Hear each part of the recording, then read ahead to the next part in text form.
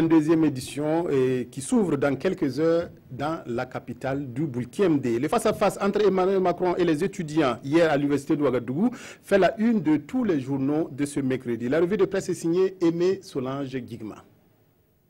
Macron, un professeur de politique générale à Ouaga, titre l'Express du Faso à propos du face-à-face Macron étudiant. Pour Emmanuel Macron, c'est en Afrique que se télescopent tous les défis contemporains, notre citoyen.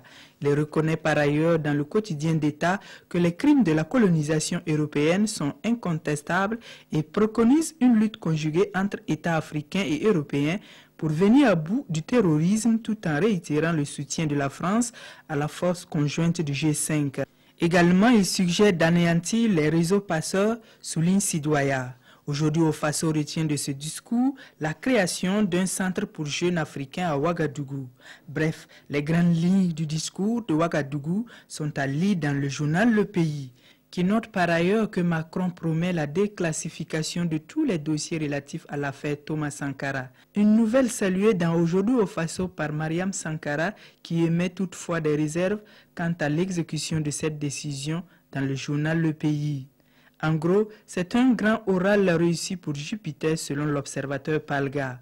Mais d'après Le Pays, le discours de Macron risque de ne pas être un point de rupture, mais juste la continuation de la politique française en Afrique. Cependant, il s'apparente à des prolégomènes du partenariat égalitaire dont Abidjan tentera d'entracer les linéaments. Réplique Aujourd'hui au Faso.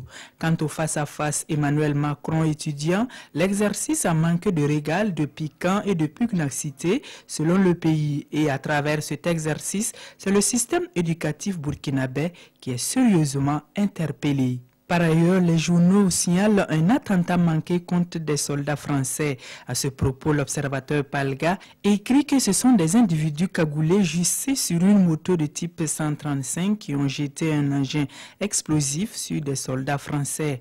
Un acte qui a endommagé un véhicule et fait quelques blessés parmi les riverains.